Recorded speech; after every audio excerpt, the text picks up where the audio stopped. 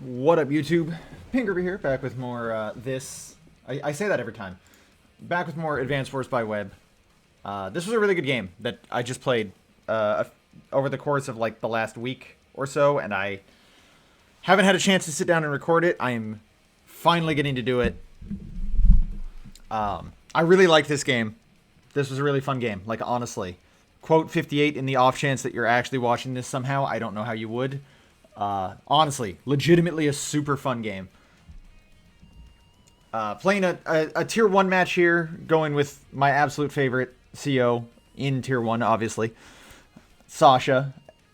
Picked not just because she is bae. Why does it show? Okay, whatever. Not just because she is bae, but also because, honestly, I do believe Sasha is the best tier 1 CO for the tier 1 matchup. I think the COs that exist in tier 1, Sasha, single comm tower, Javier, Hawk, and Von Bolt. I do actually think Sasha is the best for that group. Her ability to just sort of nullify CO powers, because a lot of what makes these COs very dangerous is their incredibly powerful CO superpowers. On top of, obviously, their day-to-days. But I think her day-to-day of just more money is stronger than, the day-to-days of just extra power. And her ability to spam her CO power on its own is also just very strong. So I do think that she is the strongest CO here. The other thing is she is exceedingly strong on this map. When I took a look at this map, this is a 3 to 4 factory map. As you see here, there's three factories as well as an airport, which means in order to sort of maximize the value of that, you need as much money as possible, right? And her additional funds, not just like in the sense of obviously it's going to be important for that, it really comes in handy to sort of maximize the value per turn for building units. So early on here, I think my opponent and I both make somewhat similar moves. We both immediately go toward the neutral factory and the neutral cities. But there is, I think it's on turn 4 here when we make the first real difference here. This is something he'll do the same thing as I did. This infantry, once it goes to capture this factory, isn't super useful for anything other than like capturing these cities here. Oh, see, this is where we do make a bit of a different move here. Actually, I think, hold on.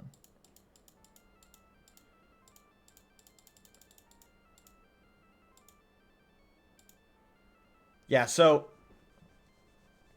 he moves stronger towards the center here than I do.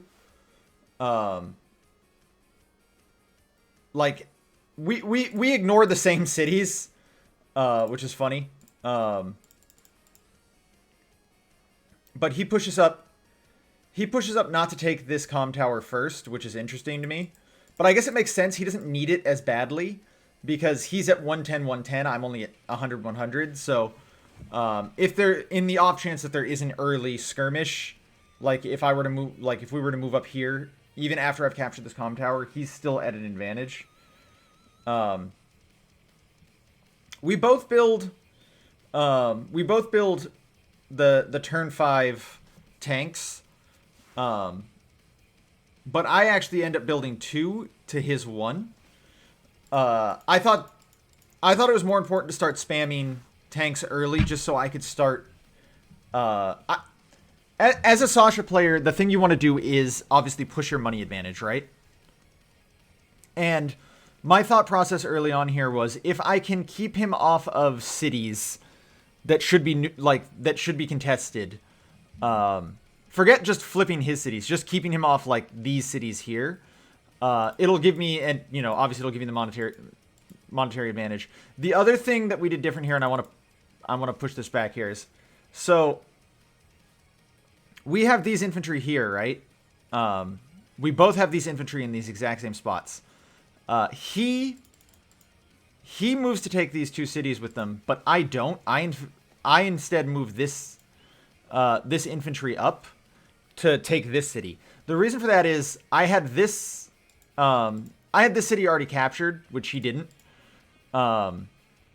And it's just 2 moves essentially to take it. So I'm going to get this city no matter what, right? I'm trying to get these cities, which should theoretically be his, as well as these ones here, which are theoretically mine, and give myself a bit of an income advantage.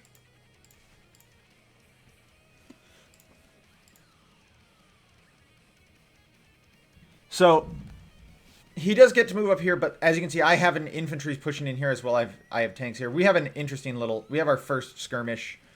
I should actually show this. So he's moved his tanks up to sort of threaten my infantry that are taking cities. And this is where the game really starts to get interesting, and I really need to slow down, and I need to stop skipping turns here, and I need to start talking about what's happening. So a lot of what happens over the next few turns is very sort of deliberate tank placement on both of our parts. I move to, obviously, to damage this infantry to make it less threatening to my own infantry, but I also get to put my my tank on a city here, right? In doing so, and then I support with my other tank also on a silo, a 3 defense spot. So neither of my tanks are good to good targets to be attacked, because even with a first strike, you're not going to do a ton of damage. And if you were to say move this tank up here to attack here, you're on a 0 defense tile. You just take as much damage as you're dealing.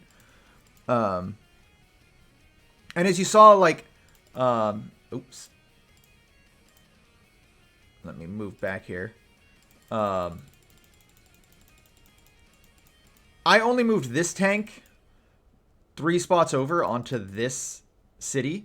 The reason for that is if I move it up too much anywhere else, I will leave it to threaten. I'm still threatening this tank, and I'm still, I can still move from this city to this city. But if I move it up more, I lose out on the defensive, on defenses. And thus, if he first strikes me, I will, lose that battle.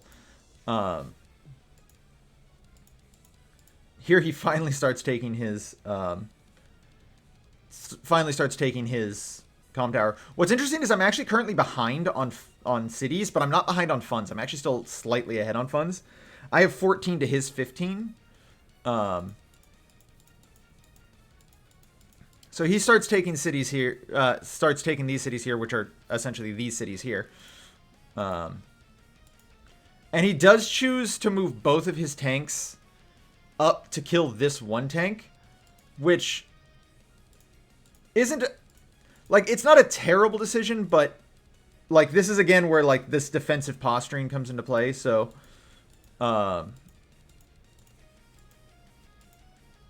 because he got very aggressive up here, I decided to move this tank over and instead give up on threatening these 2 cities. But I start doing something that I'm going to be doing a lot over the next few turns.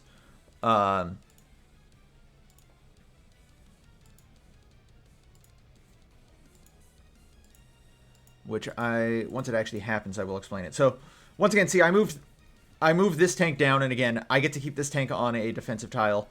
I have this tank here, again, on a full defense tile. Not that he can get to it, but in the off chance that, he could, I want it there. And again, moving it up more doesn't benefit me. Moving it here, or anywhere here, it's just less defense. And it's still in range to threaten his stuff. I got to move this tank down here from here onto another defensive tile. I get to start taking this city. If he wants to interrupt this city with his tanks, it just means that with this tank, it just means his tank is going to lose to mine on that combat. So it's just good for me.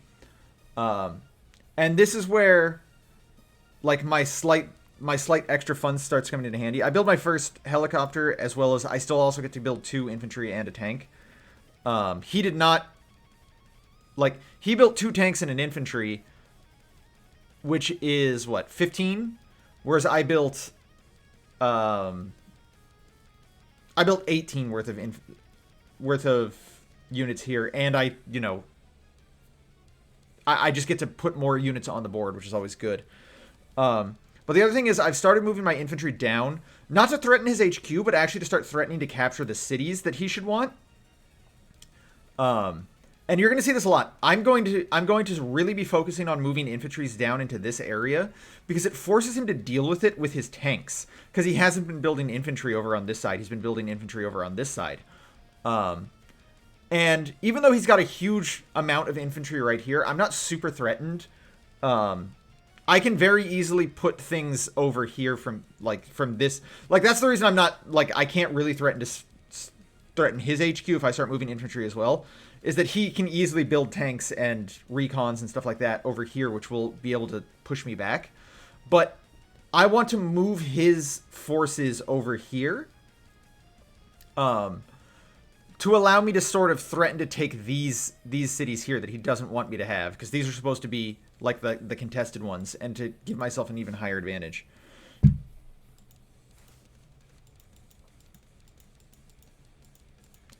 So he moves to stop me from taking this here, and starts taking that. He also gives up on, if I remember correctly, yeah, he gives up on this city. So he's banking on taking this city and then me taking this one, and that being even. But like I said, like I'm going to start threatening these cities down here with my own infantry.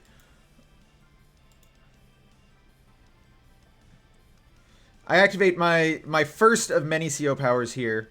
You see, it doesn't really do much to him. Like, he doesn't really lose anything on this. But the reason I did it is more so for the power than anything, like the +10/+10. So, and here we see again why, like, I wanted this tank right here. It's enough to move from here to here, which gives me, obviously, a good first combat here.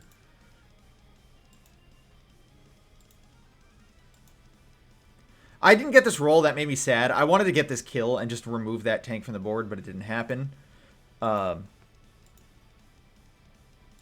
then I choose to not do anything to this tank, which leaves him with 2 very healthy tanks right here, which is very dangerous against my 2 not very healthy tanks.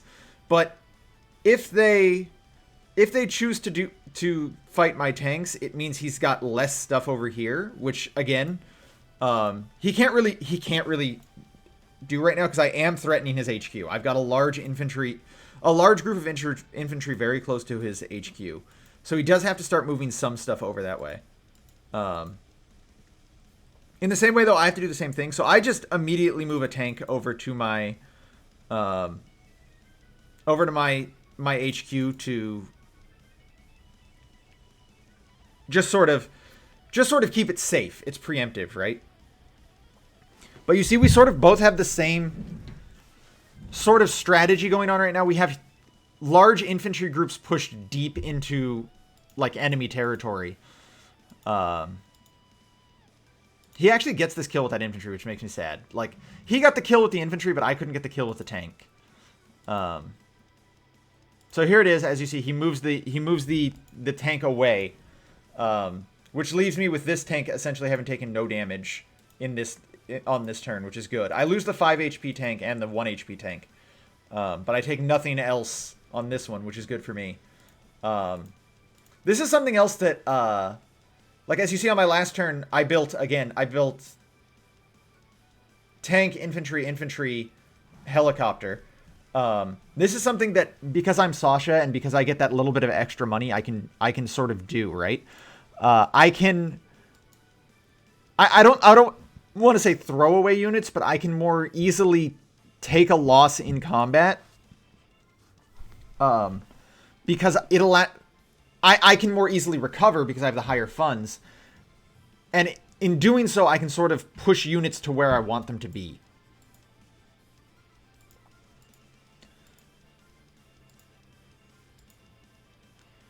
So I take this easy kill right here, and then I move up these tanks. And again, this is just more positioning. He does have an artillery here, which is very threatening. I don't really have, like, he has so many infantry, it can be very difficult to move into his, like, move to take out his artillery. So that is definitely threatening.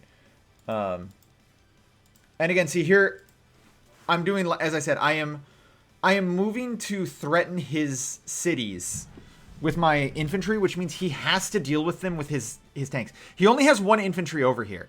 And that means if he wants to keep me off of these captures, he has to use these far more expensive units. And in doing so, he sort of abandons the center.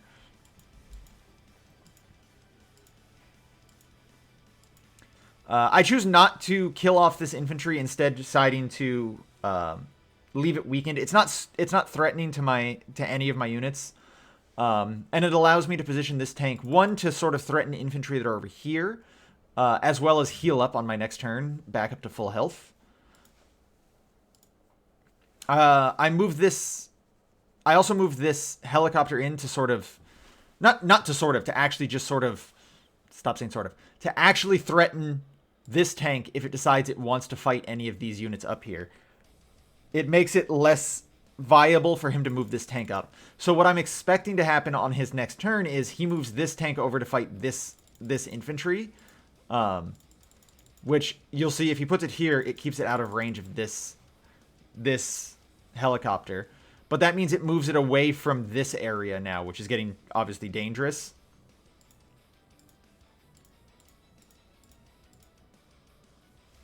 And again, I stick to my sort of one tank, double infantry, plus a helicopter plan.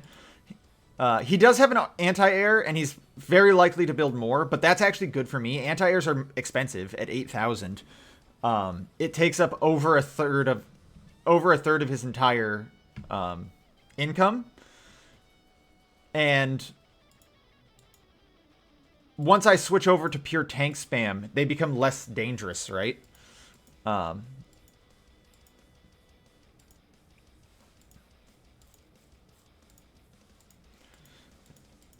So I actually found this interesting. He didn't choose to move this tank to fight this infantry on that turn, but that's actually very good for me, because that tank is obviously very non-threatening to me where it is because of my helicopter. Both of his anti-airs are way too far away to be threats. Unfortunately, I do a lot less damage than I expected with this helicopter. That 10% defense that Von Bolt has is obnoxious, but I do, with the combination of my tank and my helicopter, I essentially neutralize this tank. At 2 HP, it's not a threat to anything. And then I try and unsuccessfully do what he did, which is get one more damage off of my infantry. And I continue my plan of just sort of forcing him to keep units over here to the side. You'll note that he still has not taken this city, which is supposed to be a neutral city for him, but because he's now forced to, he's forced to build vehicles, because if he doesn't have enough movement to get here in a single turn. He actually is incapable of taking this city where he currently is, which is obviously good for me. It keeps him off. Some amount of value. At this point, we should theoretically be equal in terms of cities taken, but we're not, because I've kept him off this one. And because of that, and because of the fact that I am Sasha, I have an over 2,000 a day income lead. I have almost 3,000 income lead. And any city that I'm threatening to take just further exacerbates that. So he's in a very bad position here. Look at this. I have no damage whatsoever on this side of the map, but he's forced to put a bunch of, this is 30,000. Well, this is at minus 2 HP, but you get the idea. This is 30,000 income worth of units just over here to deal with just infantry, and that's it. And I'm in a, it is worth noting, I'm in a similar situation over here. But I have a better position in the center than he does, because I can start threatening to take these cities, like take his city as well. He can't threaten to take my cities, but I can threaten to take his.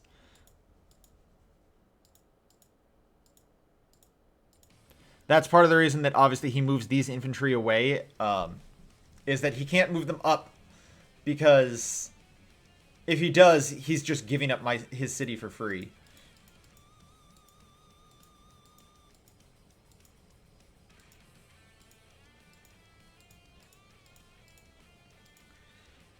This was an interesting anti-air purchase to me, but it makes sense because I do have this helicopter that's now starting to threaten units over on this side of the map.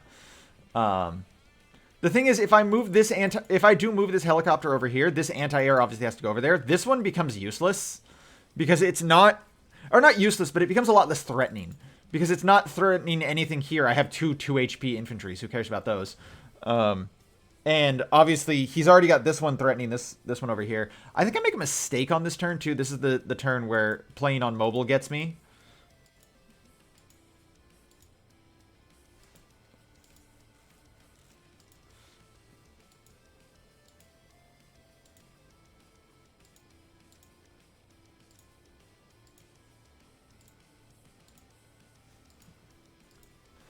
Yeah, so I take the chance to push these helicopters up. So now this helicopter is threatening anything that moves up. And this helicopter is threatening his artilleries that are back here. It's not in range of his anti-airs just yet. Yeah, this is where I make a mistake. So, I could have moved this... I could have moved this helicopter one more space over, and I didn't. And because of that, it's actually in range of this anti-air. All he has to do is kill this infantry, and this anti-air can move up. And, like, the reason I didn't do that is because when I was playing on my phone, and I was playing on a zoomed-in screen. And I could see, like, this quadrant of the map, but I forgot this was here. So, yeah. But otherwise, I'm still just doing as I was doing before. I'm still threatening to take his cities and keeping these tanks occupied.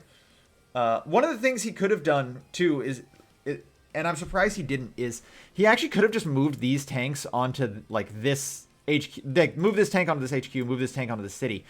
And just sort of given up on this city, or and let me have it. Because once this is taken, if I can't do anything with these other infantry, they're just sort of dead weight in this area.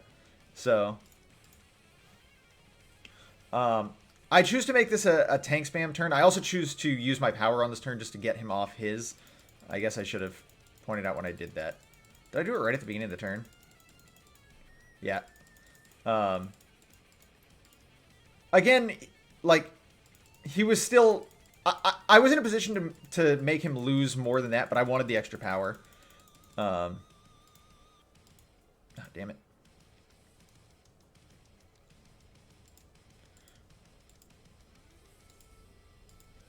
I am getting to the point where it's going to be not possible to keep him off of his CO superpower for much longer.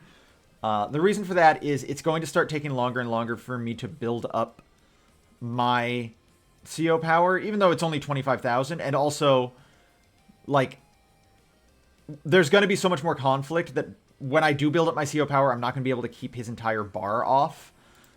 And at that point, he is going to be able to threaten a CO superpower. In general, when you're playing as Sasha, you have to...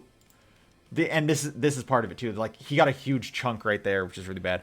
But in general, when we're playing as Sasha against one of these high CO superpower, like these big bar enemies, you have to be expecting around turn 16 or 17 to just eat a CO superpower. Like, you have to know that's going to come. You're gonna take one no matter what, basically.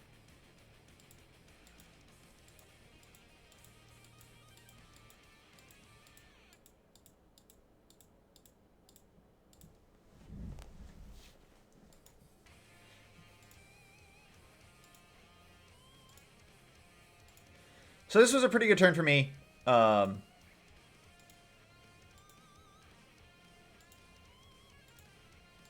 I do choose to leave this this tank in range of his artillery.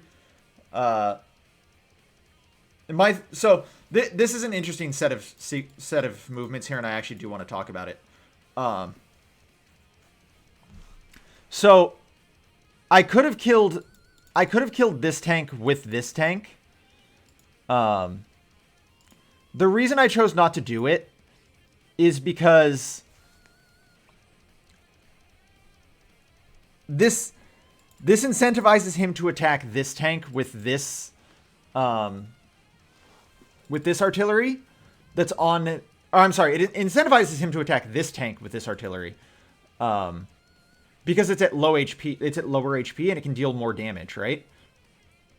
And I don't believe it'll kill. Honestly, even if it does, I don't think it matters. Yeah, it wouldn't even kill. But beyond that, if he does that, this won't move, right? This tank can't deal much. Like, this tank can do very little. Yeah. 2 to 3 damage, which 2 of that will be healed back, obviously. And if he chooses to use both of these tanks to attack this one, it won't kill it.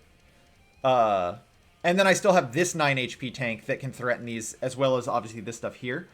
On the other hand, if he chooses just to attack this 9 HP tank and then move this artillery down, it leaves this artillery more open, and I can just kill that artillery. So that's the reason I made that move there. It's the same reason I do this. I moved this tank onto this city to attack this infantry. This gives him no real good targets with this artillery other than this one. He can double up on one of these two, but it won't kill. And it'll leave both of his artilleries in range of all of this, and I can just remove his artilleries. I'm theoretically really behind right here, but I'm also theoretically not. Like, he has a ton more units on the board than I do, but they're almost all infantry, and they're almost all on the side of the map where they're not threatening anything. Like, they're not threatening to take cities. They're not threatening to... I mean, these ones are, kind of, but... Like, I have my own... Like, I have tanks that can get in here quickly. I have a tank that's already in here. I have a helicopter that's already in here. He's now got 2 weakened anti-airs over here, which doesn't threaten this helicopter as much. And you'll note that, like, in terms of our actual overall, army's net worth, I'm only behind 300 income. Because I have significantly more powerful units on the board than he does. I have 7 tanks, almost all of which are at full HP. Compared to his, like, handful of units that are, like, his expensive units are at low HP, minus these 2 tanks here, and obviously the ones he just built. And then just a bunch of infantry, which aren't super threatening.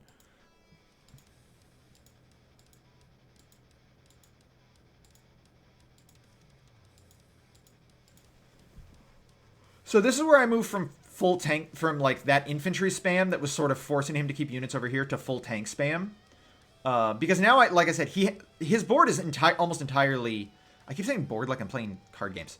His board is almost entirely infantry units. And because they're almost entirely infantry units, they're like, he has nothing to threaten all of these tanks. So even though he has 6 more units than I do, I have significantly more damage potential on the board than he does.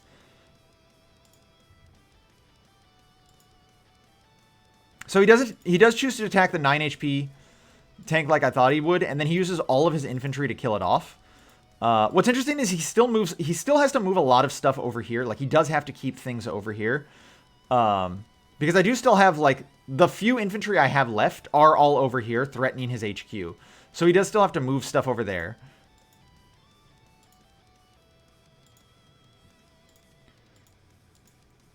And then he does choose to use this artillery to attack this tank, as well as this tank, which I don't think was the right choice. At the end, he did essentially 5 damage. I mean, granted, he loses nothing from attacking with this one, though.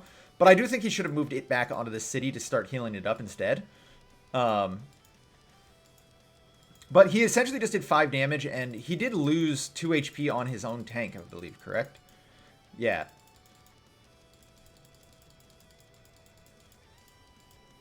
So it is going to take quite a bit of a loss here as well. And then... what? I wasn't paying attention to what was happening down... Oh, that's the wrong turn. Oh, yeah, he kills... That's what... This was a weird move on his part. I was very surprised to see him make this. So he chooses to kill this infantry here. That's at 2 HP. Which isn't threatening to capture anything, essentially. But it leaves his tank in a position to just be attacked by my tank and give me a city to place my tank on. Like, he just loses that tank, essentially. And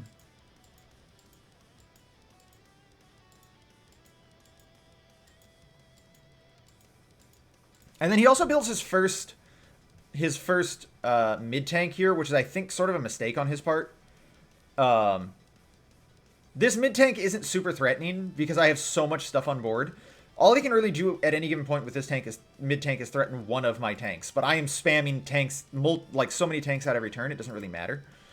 And then I choose to essentially abandon one of my helicopters here to just remove both of his artilleries. The reason for that is now he has nothing threatening threatening my actual 3 tanks that are over here, even the 5 HP one. And he sort of he has to use this anti-air to kill this. Well, I guess he can theoretically use it to kill either helicopter, but then in doing so, he has to give up the anti-air to my tanks, and then one of my helicopters will survive. That also forces him to move this helicopter up to threaten the other helicopters.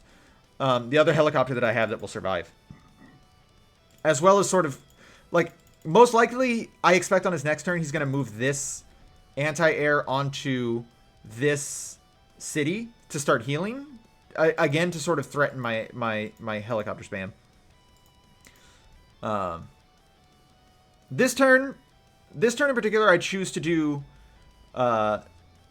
tank, infantry, helicopter. I'm very low on infantry on the board, and I need to start threatening cities again. I need to start, especially since he's very aggressively trying to take mine. So he finally clears out all of my infantry from this side of the map. He chooses to go for the 9 HP helicopter, which I find very odd. And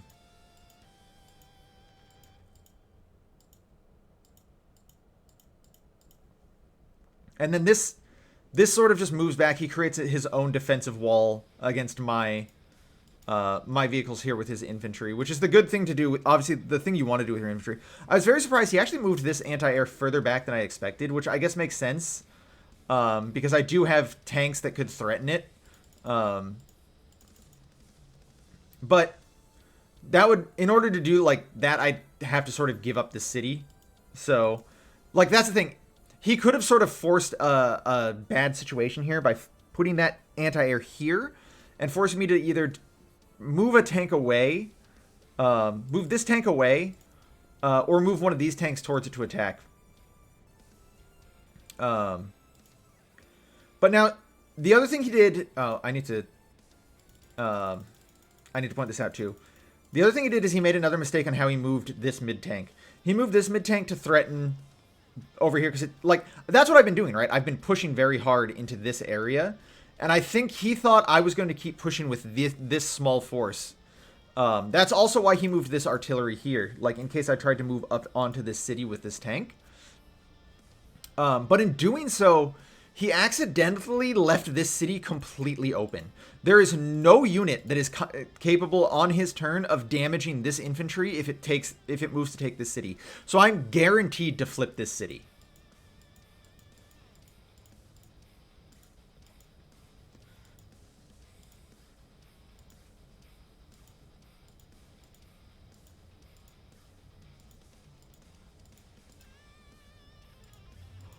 So I moved one of these tanks over because I've actually given up on forcing stuff over here at this point because I don't have enough of an infantry force to do it. And instead, I move towards the center. And I move to start flipping this city. So this city is 100% mine now. He can't stop it. And this mid-tank currently isn't threatening anything other than this infantry, which I don't really care about.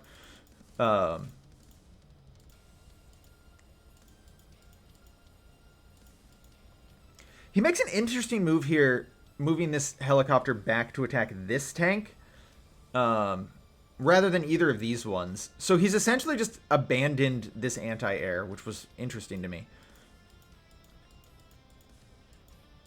I guess it does kind of make sense, though, because he also has this anti-air, which is slowly healing back up. I should point out, part of the other reason that I've been so, like, hard on his income is because not only do I want to push the income advantage, but, like, turns like this actually hurt him quite a bit. He's losing 1,600 income a turn every time he has to heal this. Which just further sets him back.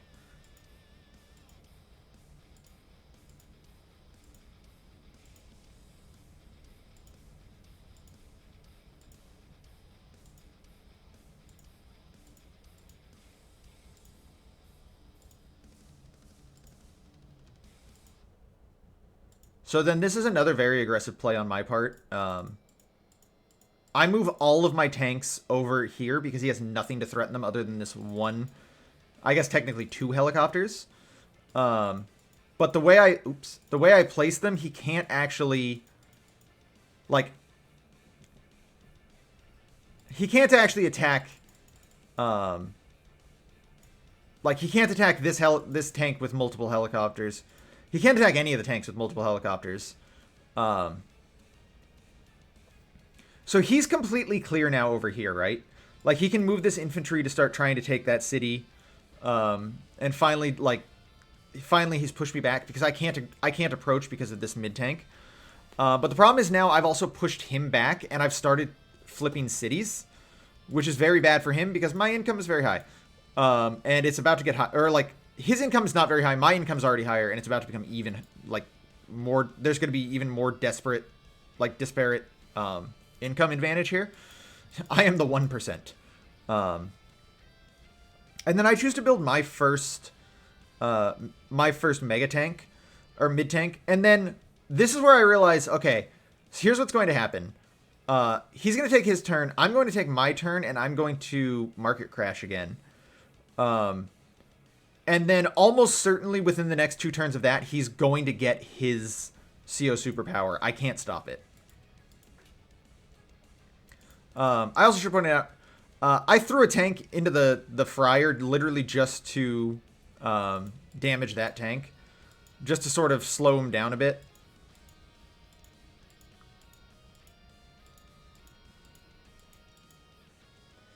He saw what I was doing here. I moved my helicopter and my anti-air up to sort of threaten. In case he wanted to move his helicopter up to attack one of these tanks, I was going to kill his helicopter. So he made a smart move there with how he moved his stuff. He's now got his helicopter threatening my tanks over here, and his anti-air supporting in the same way that I did.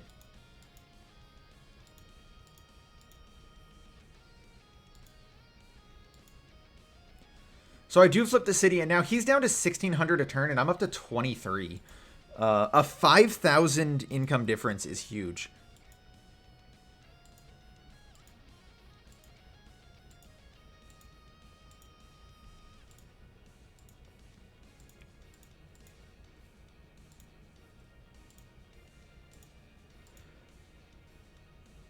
I do play a little loose here.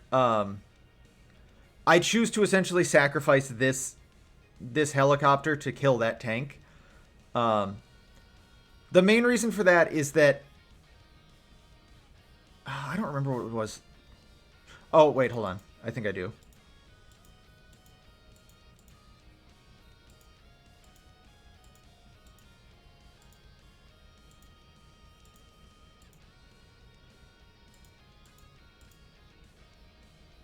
There's a reason for it. I don't remember what it was.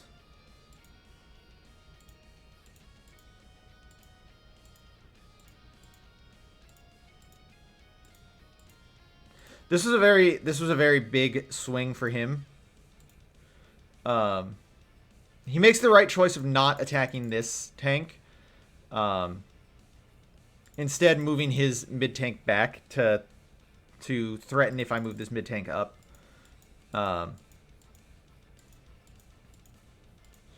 There's been a lot of big swings here. That he's lost a lot of power on this side of the board now, though, and I have a huge income advantage. So this is where I start just spamming out expensive units. Like, now I can finally do the Sasha thing, right? Which is I have a huge income advantage, and even though he's obviously Von Bolt and he's more powerful than me, I can start just putting out very strong units. And he can't equal it. Like, see, I've got that turn. I get to do mid tank plus infantry, and I've still got 3,000 for next turn. Meanwhile, he can only, like, with his 1,600, like, because he just obviously he had a unit heal with his 1,600 income. He can only build one mid tank and nothing else. So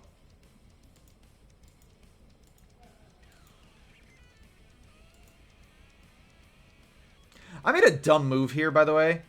This mid tank should have been here on top of this city. I don't know why I left it there. So here it is. He does finally get his superpower off, but unfortunately, it hits a very bad spot for him. Let me see if I can bring up. That's not it. That's,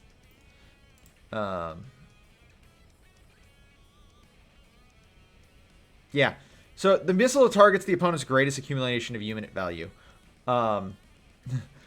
Unfortunately for him, because my units are also spaced out, and because mid-tanks are so much more expensive than everything else, this one 6 HP mid-tank and one tank are worth more than anything else it could hit. Because it essentially hits, I think how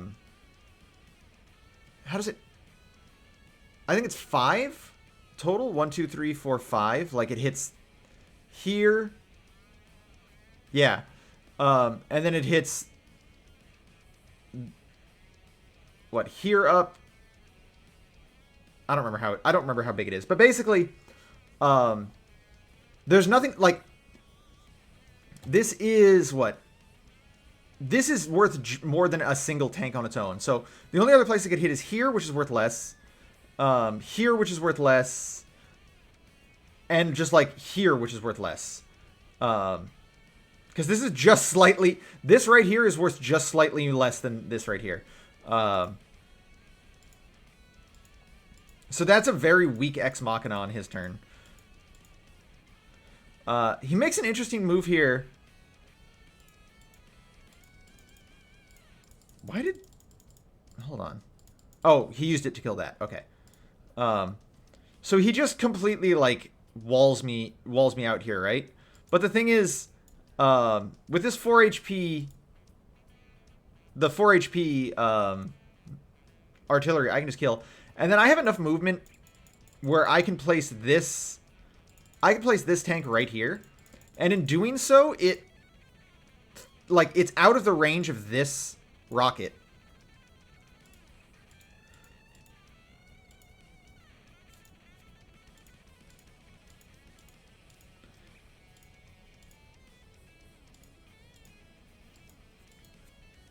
Again, sorry, I'm just sort of like processing everything that's happening right now. So again, I get another free city flip right here. As you see, again, the way this last turn ended, he could theoretically get this infantry over to it if he kills these tanks, but I'm not going to allow that to happen. I'm just going to kill that infantry. And then I purposefully place all of my units in such a way that he can't possibly get to it. Even if this helicopter can kill this infantry in one hit, this mid tank won't have enough movement to reach it.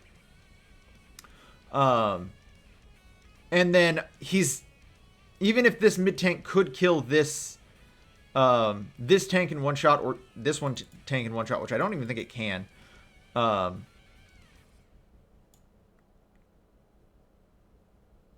Like, he definitely can't kill this one in one shot. And I don't think he can kill this one. He wouldn't be able to get... He can't... Like, I don't think he can kill either of these in one shot, basically. And he wouldn't be able to get this this helicopter over. On the other hand, even if he wants to, like, if he decides he's going to kill this tank, like, he actually can do it. Like, he can manage to kill this tank and thus get this helicopter over to damage me and interrupt this capture. All that does is give me this anti-air to attack this helicopter and two mid-tanks that can attack this mid-tank on a 0 defense tile. So it's obviously it's a very good trade for me. So he's forced to... I knew this was going to happen. He's forced to kill this tank. Oh, I guess he's not. He actually could have gotten over here without that anyway. But either way, he is forced to kill this tank with this rocket because he needs this mid-tank over here to damage this tank so that I'm not threatening his rocket anymore. But in doing so, he removes a single factory. He can't build anything from that factory this turn, which is what I want.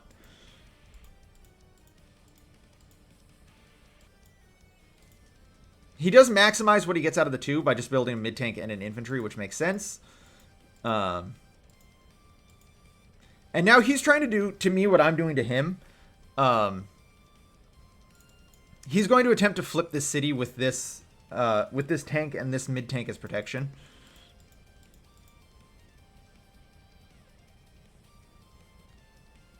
He does choose not to interact with these tanks over here with this helicopter or this mid-tank. Instead, he moves this out of range of my anti-air and he sets up this mid-tank defensively. I think he's once again attempting to flip a city.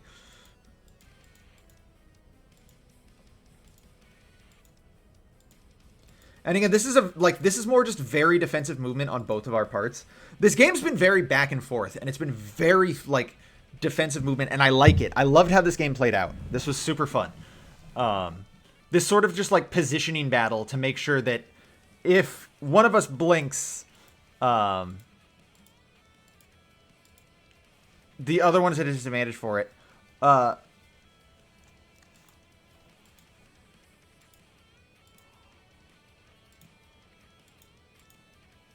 So, this is an interesting turn on his part. He chooses to remove some of my units rather than protect the infantries that are taking cities. So, there's... yeah, he has this artillery and this mid-tank that's right here pseudo-protecting it. But, this mid-tank is just open to be attacked. And there's nothing protecting it. And now I'm going to do something you'll probably almost never see with a Sasha. Because I'm playing against Von Bolt, and Von Bolt's CO Superpower takes so much to charge up. I actually take this chance to use my CO Superpower. For those who don't know, because I don't think I've ever used it before, Sasha turns CO Superpower turns half of the damage she deals while using it into funds. So I deal 7 damage to a mid tank. That translates into what is it? 92, I believe it should be. No, I'm wrong. Well, apparently it translates into... Apparently it translates into 56. That's weird. Anyway.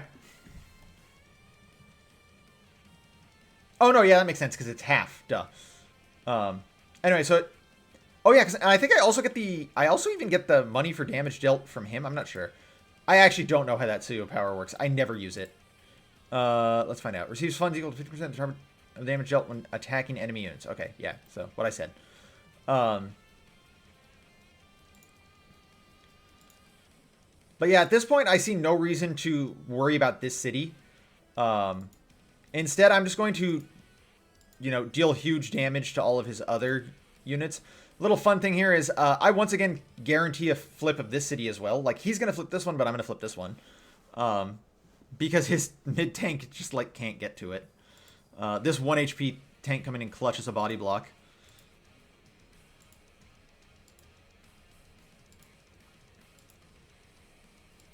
And I actually think this was probably the biggest turning point of this entire game, finally on turn 21.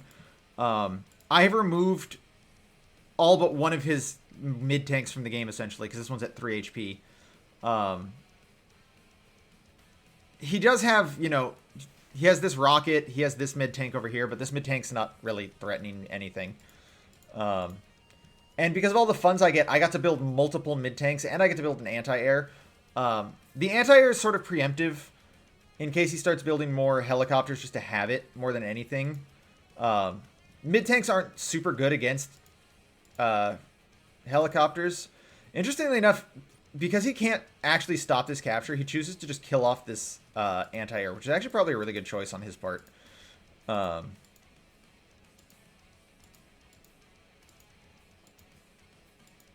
yeah, now, like, I still have a huge fund advantage, even though he managed to flip this city for one turn.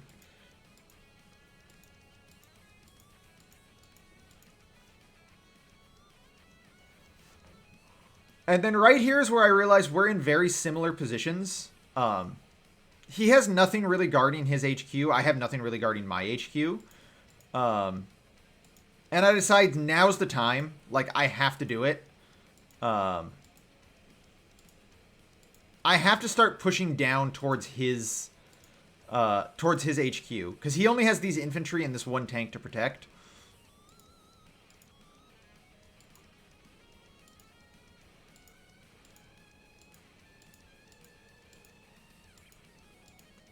And I also realize now his is his best chance to move up. So I do move my one mid tank, like this one mid tank up, and I have every intention of moving this artillery to protect it. And I think he sort of realized too late what was happening. He also apparently misclicked. This was supposed to be a regular battle copter. Instead, it was a transport copter. But I actually think that helped him a bit. Yeah, so now he realizes, like, oh, shoot. He's got an army moving towards my HQ. But I think he realized too late, because he moved this after he'd already built this mid-tank. But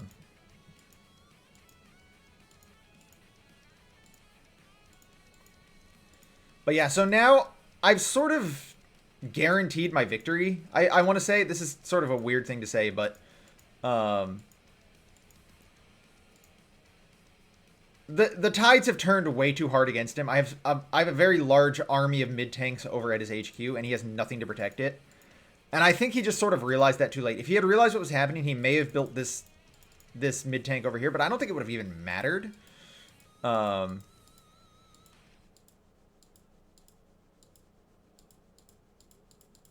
He starts moving up towards my HQ, but the problem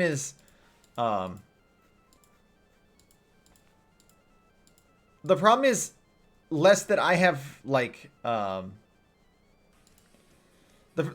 problem is less that I have, like, an actual defensive force here, and more just that I can just sort of damage all of his infantry and give myself an extra turn. So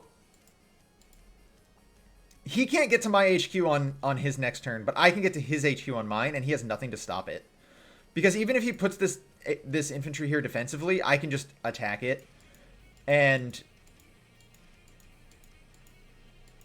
at this point, I go all in protecting my HQ. I'm going to force him to use his, like, I'm going to force him to use what he has to sort of kill here and then just sort of damage his infantry, and there's nothing he can do about it. I did start capping the city just because I had nothing else to do with that infantry, or these cities. As I always say, you should always play as it, even if you look like you're guaranteed to win, you should always play as if you're not. You never know what might happen.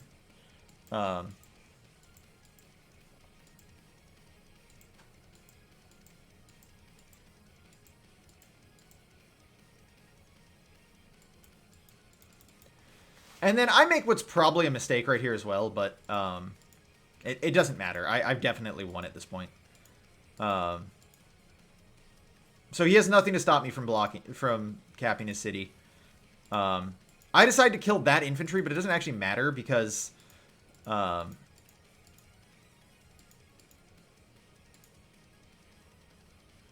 this is another thing. I should have at least attacked this. I should have at least attacked this transport copter, just so it couldn't body block in case something... So, okay, so here's my entire thought process for this last turn. I just want to explain this. Because honestly, this was played perfectly. Legitimately, this turn was played perfectly. Other than that, I really should have attacked that. So, he needs a ton, right? Like an absolute ton, to actually get his Ex Machina off. His CO superpower. But I don't want to play into that, right? Like, if I had chosen to use this Neo tank to attack, say, one of his mid-tanks, like this mid-tank here, I could have done a ton of damage, right? But it would have given him, like, 1,600 meter. I choose to move all of my mid-tanks away from the HQ, all of my mid-tanks that I can, these two attacked. I choose to body block this mega tank with just this 5 HP infantry because he can't do anything about it. I don't attack this mid-tank because I don't want to build him meter. Because in the off chance that somehow, with everything he has here, he can build enough meter to Ex Machina, I still moved all of my mid-tanks away so that these would be what gets hit by the power, and not this. And it would almost certainly be centered here, such that it would be able to hit this, like all of this. Or at worst, it might be centered here so that it could also hit this, but it won't hit this no matter what, right?